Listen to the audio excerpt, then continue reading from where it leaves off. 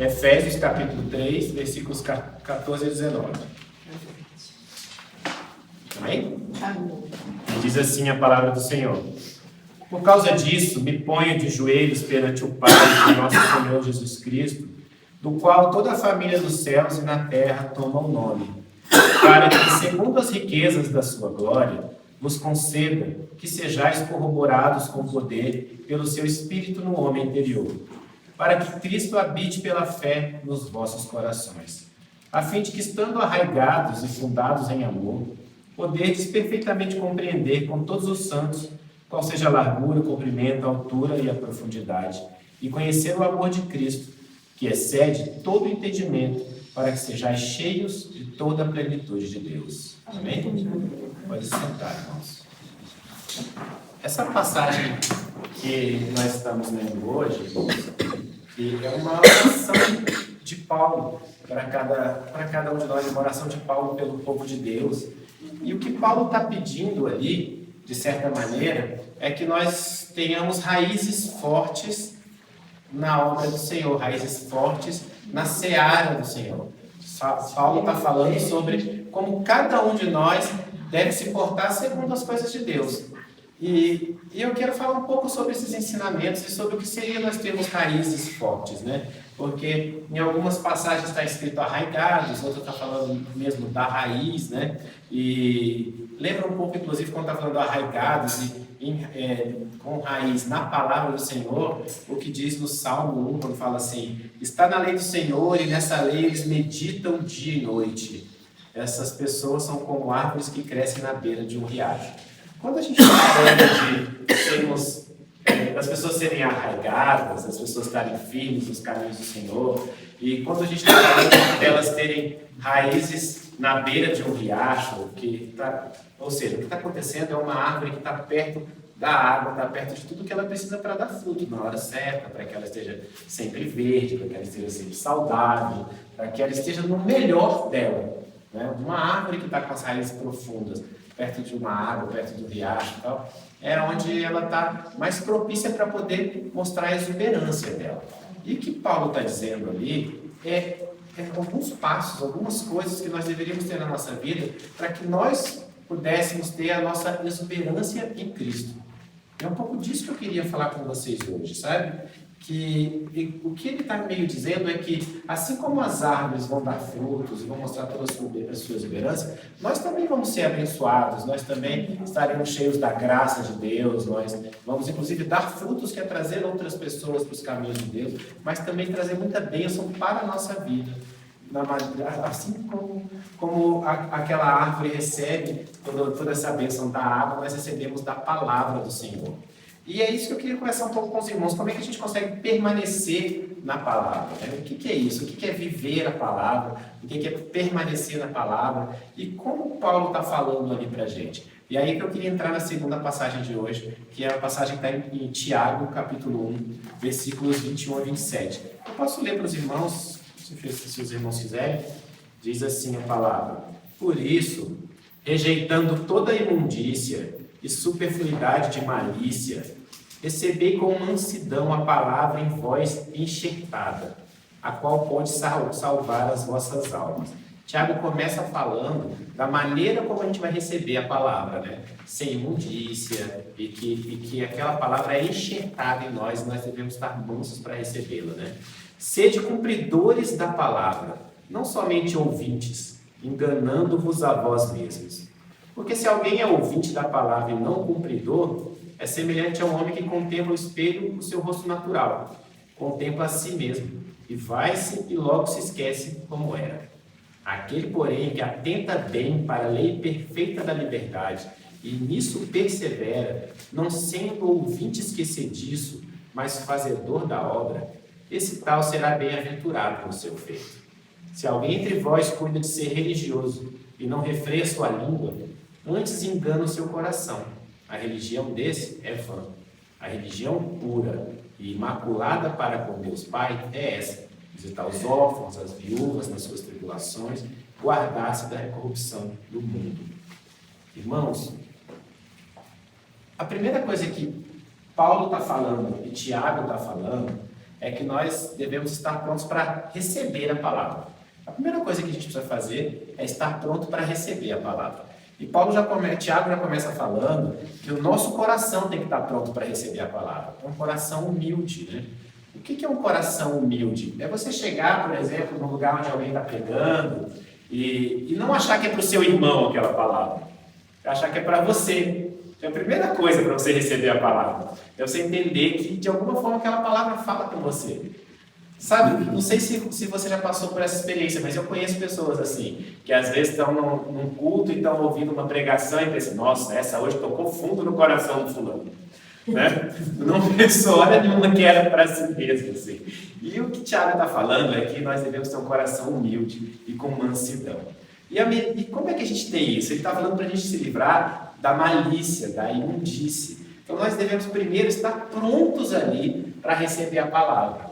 Tem gente que não recebe a palavra nunca, porque a pessoa não vai ali em um lugar onde alguém está pregando, ela também não abre a palavra e não vai receber a palavra ela mesma.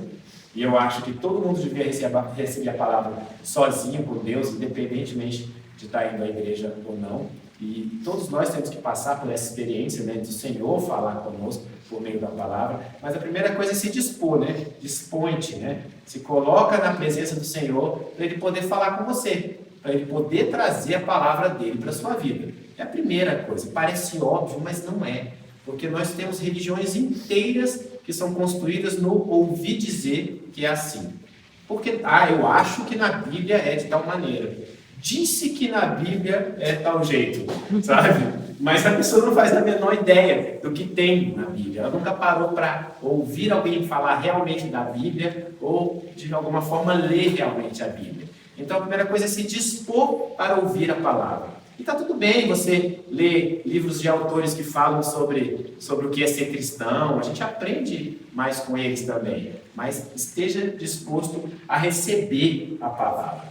Então, o primeiro passo é receber, com mansidão, com humildade. Receber sabendo que é para você. Para com essa história de não é comigo, porque isso é orgulho. Orgulho é você ouvir uma coisa que Deus está falando completamente para você e você pensar que é para o outro. Essa é uma raiz de orgulho. É você achar que você não tem nada para melhorar, porque aquilo só pode estar tocando no coração de alguém. Se vocês acham que essa palavra não toca no meu coração, vocês estão muito enganados. Fala comigo, fala com vocês, fala com todo mundo. Então, primeiro é se dispor. Depois, o que ele fala logo em seguida, que está no versículo 25, é meditar naquilo que você recebeu. Ou seja, você vai receber e você vai pensar a respeito. Não é entrar por um ouvido e sair do outro. Está dizendo aqui, aquele, porém, que atenta bem para a lei perfeita da liberdade, e nisso persevera, não sendo ouvinte esquecediço. Ele falou, inclusive, que quem é esquecediço é igual aquele que se olha no espelho e depois vai embora.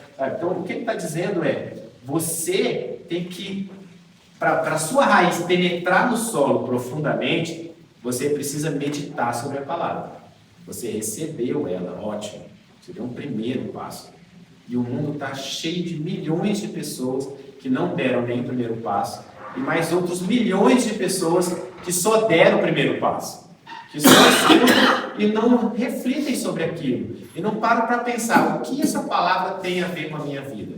De que forma eu posso aplicar isso na minha vida? De que forma eu posso melhorar? De que forma eu posso ser uma pessoa transformada? Como é que eu vou fazer com que as minhas raízes cresçam?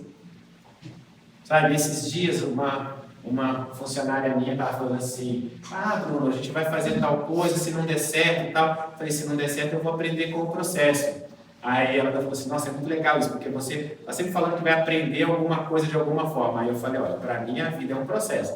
Porque é um processo, é Deus te trabalhando para você poder chegar lá na frente e viver as glórias dele, você vivendo a sua vida com sua família, com seus filhos, com a esposa, seu marido. Você está sempre em um processo. Se você for deixar para viver alguma coisa na vida, só quando você terminar o processo, a vida vai terminar, você não vai ter feito nada. Então, esse é um processo no caminho de Deus, é um processo contínuo. O tempo inteiro, ouvindo e meditando, ouvindo e meditando. E você vai ler passagens que você já leu outras vezes, e o Senhor vai te falar de uma maneira mais profunda, porque você se dispôs e você meditou. Então, se você abrir a Bíblia, inclusive, em algum momento para ler, e de repente você abrir uma passagem que você já conhece, lê assim mesmo. Lê assim mesmo, porque o que vai acontecer é que você vai entender ainda mais profundamente. E se você abrir a palavra numa parte que parece que não tem nada a ver com você, e que às vezes é até chata, como Levítico, alguma coisa do gênero, Números, sabe? Reflita, porque Deus também vai falar com você ali. Porque se não fosse importante, não estava na Bíblia, tá? Não estava lá. E eu digo isso porque eu tive uma dificuldade tremenda para ler Levítico, tá? Então eu lembro disso. E eu lembro que eu tive dificuldade para ler Números, como a pastora aqui comentou, mas para Levítico foi muito mais difícil, porque começava a explicar cada pedacinho das coisas e tal, sabe? E eu não tinha paciência para aquilo. E aí, o que você tem que fazer numa hora dessa? É orar e pedir para o Espírito Santo falar com você. Porque a Bíblia não é para ser entendida com seu intelecto, né? Ela é para ser meditada. E é interessante a palavra que eu estou usando, porque no mundo as pessoas falam sobre meditar. E o que é meditar para as pessoas que estão fora da igreja? Meditar é esvaziar sua cabeça de tudo, né? É isso que eles falam, é você esvaziar a sua cabeça para você ter um pensamento melhor, para você conseguir refletir melhor sobre as coisas do dia a dia. E meditar na Bíblia é diferente, porque nunca na Bíblia está escrito assim, vá a um lugar e medite. Descanse sua cabeça, medite. Não, sempre está escrito assim, medite na palavra. Medite no Senhor, medite nas obras do Senhor. É você desligar de todo o resto para pensar só nas coisas do Senhor. Para poder entender o que Deus quer falar com você. Também não adianta você só ler a Bíblia correndo. Ou só fazer aquela oração à noite que o amém, você nem lembra de ter falado, porque você dormiu no meio da oração. E quem nunca dormiu no meio da oração, levanta a mão. Tá? Porque é vergonhoso isso, mas eu tenho certeza que todo mundo já passou por isso em algum momento. Que atira a primeira pedra lá. Tá? Isso não é o único momento, então, que a gente tem para ler. Olha, eu já descobri que o melhor momento para eu ler e meditar é de manhã, antes da minha cabeça se encher de tarefas. Né? Tem um cantinho, quer dizer, existia um cantinho, porque hoje cortaram a árvore lá do cantinho que eu gostava de ficar, mas existia um cantinho na frente da minha casa, que era o cantinho que eu gostava de ler a Bíblia, de meditar de manhã, porque eu chegava lá de manhã, minha cabeça ainda estava leve, eu não tinha que resolver coisas, eu tinha que dar atenção para ninguém, eu só tinha que ir e ler. Né? E é o melhor horário, e você vai descobrir o melhor horário para você. Então, primeiro é se dispor, dispõe-te, depois é meditar na palavra. Então, quando você tem um coração humilde e você se prepara para receber o que Deus está falando, as suas raízes vão ficando cada vez mais profundas. E aí a gente entra numa outra parte, no passo 3, que um monte de gente não faz também, que é aplicar. Porque não adianta nada você se dispor, você meditar sobre aquilo e você não aplicar. Seria o mesmo que você começar a pensar, nossa, eu preciso muito emagrecer. Realmente, eu preciso emagrecer, eu preciso comer melhor, eu preciso fazer exercício. É isso, já decidi que é isso que eu vou fazer. E aí você não faz. Ou seja, você parou para pensar sobre aquilo, você meditou naquilo que seria ideal de fazer, mas você não fez. Você não fez. E a gente faz isso às vezes com as coisas do Senhor. A gente sabe que a gente tem que fazer alguma coisa. A gente às vezes está pedindo, inclusive, para que o Senhor fale com a gente. Ele fala e a gente finge que não escutou. Para que a gente não tenha que aplicar. Você recebe com o coração humilde, você medita na palavra, ótimo, você aprendeu um monte. Mas agora você tem que aplicar. Porque na hora que você começa a aplicar, é na hora que essa árvore, que é a sua vida, começa a ficar forte. As suas raízes que foram lá para baixo e chegaram na água, agora elas vão trazer tudo que você precisa para que essa árvore fique forte. Se elas só chegassem lá e acabasse, matasse a árvore ali, não dava fruto algum. Tá? Então é um momento que você precisa começar a aplicar. E esse é o problema de muitos servos do Senhor. Eles vão à igreja, eles escutam, eles refletem sobre aquilo, mas eles não fazem na vida deles. E eles pensam, um dia eu vou ser assim. Nossa, um dia eu vou ser uma pessoa de coração mais manso. O dia que o Senhor me mudar, não vou mais ser nervoso desse jeito. Você mais tranquilo, você mais manso. Ah, eu ainda vou ser mais amoroso com as pessoas, porque eu sei que o Senhor quer isso de mim. Ele só não conseguiu me mudar ainda. Um dia ele vai conseguir me mudar. Vai, né? Vai, se você não der o primeiro passo, né? Como que ele vai fazer? Tá? Então o Senhor precisa que você dê esse primeiro passo, o passo do agir, o passo do começar a aplicar as coisas que você vai aprendendo nas palavras dele, no que ele está te ensinando. Comece a aplicar. Nem que esse começar a aplicar seja mudar pequenas coisas na sua vida. Porque eu já aprendi que o Senhor vai mudando a nossa vida feito camada de cebola. Quando a gente acha que mudou tudo, ele arranca aquela camada e você vê outra lá embaixo, tem para mudar mais um monte. Tá? Só que ele não vai primeiro naquela lá do meio. Ele vai naquela de cima, que é onde você está mais exposto, onde você consegue ver melhor as coisas que estão acontecendo, onde você consegue ainda meditar sobre as coisas que você precisa mudar. E aí sabe o que acontece? Depois vem o compartilhar, que é o dar frutos. Tá? E Tiago termina assim, ó: a religião pura e imaculada para com Deus Pai é essa: visitar os órfãos, as viúvas nas suas tribulações e guardar-se da corrupção do mundo. Nós somos cristãos, nós sabemos que não é por meio das nossas obras que nós somos salvos. Isso a gente sabe. Mas parece que às vezes o cristão, por saber que ele não é salvo pela obra, ele acomoda. E o Senhor fala tanto na palavra dele que a gente tem que fazer a obra, tem que espalhar a mensagem, tem que cuidar das outras pessoas. E eu vejo muitas vezes as pessoas fazerem uma dessas duas coisas muito bem. Ou a pessoa é muito boa para poder espalhar a mensagem, falar de Deus para outras pessoas, ou ela é muito boa para ajudar quem precisa. E são poucas as pessoas que estão nas obras do Senhor que são boas em fazer as duas coisas.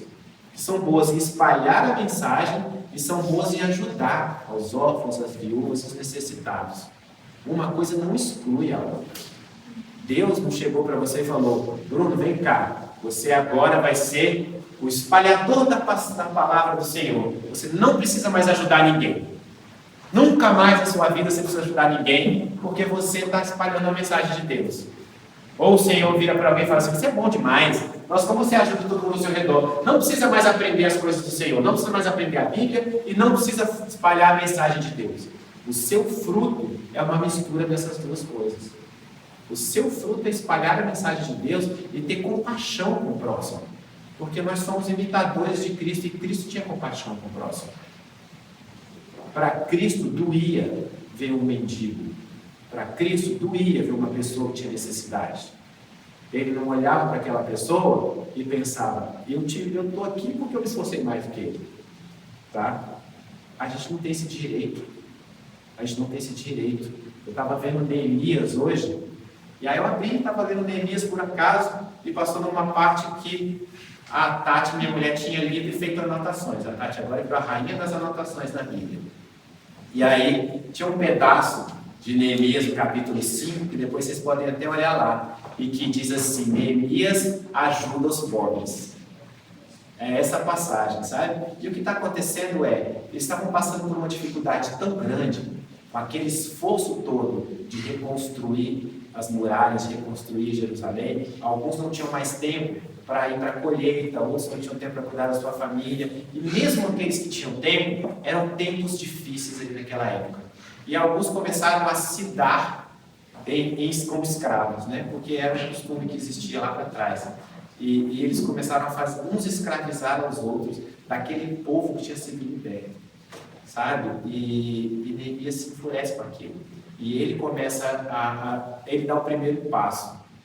Sabe? Ele não olhou e falou assim: não, certo sou eu, sou copeiro do rei, estou aqui, agora virei governador. Sabe? A gente tem que olhar para os outros com compaixão. Porque um dia a gente precisa, outro dia o outro precisa. E a gente também tem que falar a palavra do Senhor. E por que eu estou me esforçando mais para falar da compaixão? Porque nós cristãos somos muito bons de espalhar a palavra do Senhor. A gente espalha a palavra de Deus para todo mundo que está ao nosso redor. Mas nem sempre a gente lembra de ajudar a viúva, de ajudar o órfão, de ajudar o necessitado. Sabe? E isso é um papel que a gente tem que fazer. E é um papel que a gente tem que fazer não é para a gente se sentir bem, não. É porque o Senhor espera isso da gente. Eu me lembro que quando...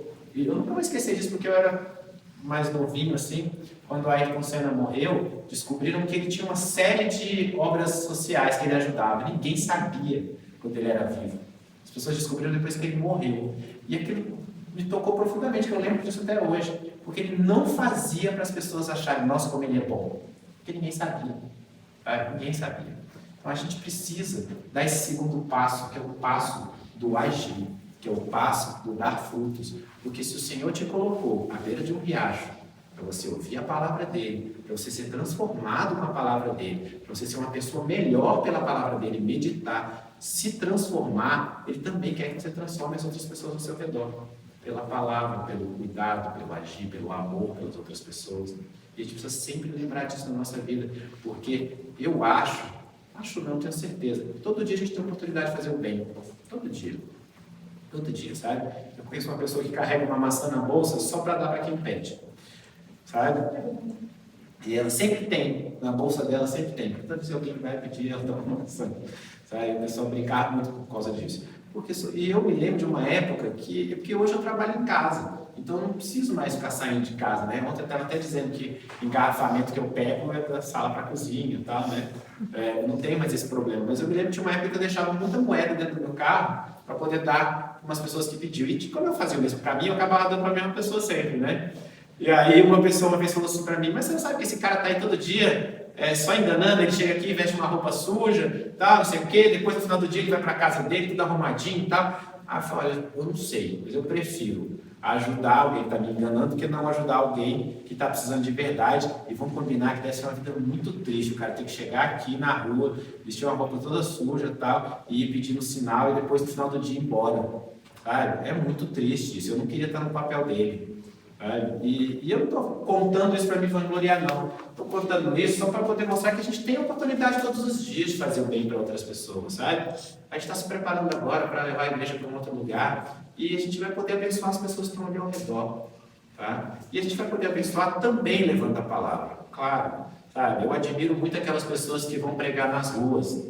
Eu não tenho essa coisa assim, sabe? Olha que eu me considero um sujeito cara de pau, assim, por um monte de coisa. Mas às vezes eu não tenho essa intrepidez, sabe? E eu admiro aquelas pessoas que fazem isso.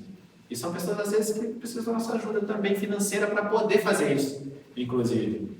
Sabe? Então, eu sei que vocês aqui dão o primeiro passo de se dispor e dão o passo de meditar, mas se transformem e tenham os atos nas suas vidas, para que vocês possam ser cristãos completos e que o Senhor possa ver você como uma árvore frondosa, cheia de frutos. Amém? Vamos colocar de pé.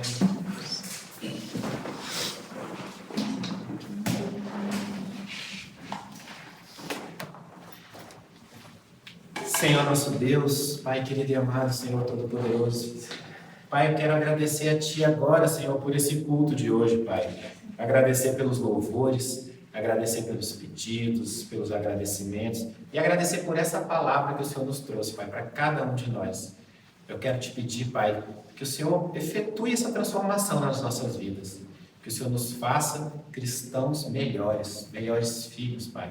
Nós sabemos que não recebemos as coisas de Ti por merecimento, mas pela Sua graça, mas nós queremos ser mais merecedores. Nós queremos ser pessoas melhores, Senhor. Transforma cada um de nós em cada um dos passos. Que nós possamos ser mais humildes para entender quando o Senhor está falando conosco. Que nós possamos nos dedicar mais a meditar na Sua palavra. Que nós possamos agir mais, ser mais transformados. E que nós possamos espalhar mais e dar mais frutos, Senhor. Transforma nossa mente, nosso coração, nossa alma. Que nós possamos viver segundo o Seu Espírito, Senhor. Desenvolve o nosso espírito cada vez mais, Pai. Eu te agradeço em nome de Jesus. Amém? Amém. Estenda suas mãos. Que o amor infinito de Deus Pai, que a graça salvadora de Cristo Jesus e que as consolações do Espírito Santo estejam com cada um de nós, não apenas hoje, mas para todo sempre. Amém?